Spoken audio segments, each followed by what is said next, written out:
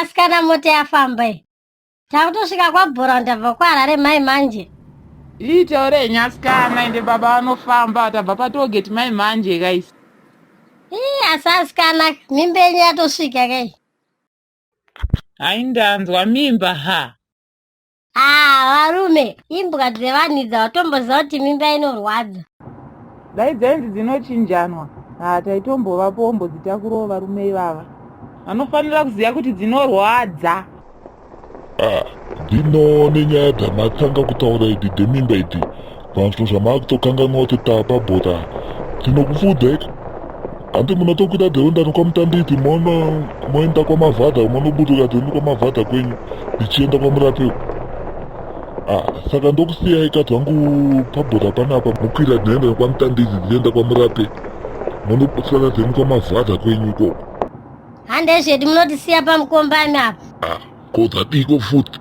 Pane vanhu vatoda kupfuura tichiona pachikadaya tozosimudzira. Haini ndanzwa ha.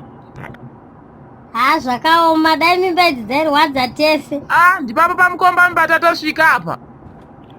Dzakanaka hadzo. Mufamba dzakanaka rekidai nditage pekumisa mota kuitira kuti muburuke dzenyu muende kwamavhadha kwenyu. Muri kunoona aniko ikoko? Tiri kuenda kunoona hanzvadzi yedu Matsanga. Mutaura timufana chimatsanga ichi chimavhadha ichi dzimakawira dzangu kainini mukachiona mochiudza kuti sawira wenyu madyira dzoni wekwamukombani uku anga achikumboresa.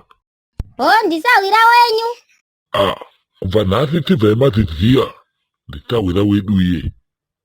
Asi mimi nekusvika kwamaita ndimbokubvunza iwo. Imimi murikuona kunge tinosamisira kurwadiwa nemimba. Makamborumwa nezipi here imimi? Uchibva kuita wetorumwa nezipi yebhurugwa.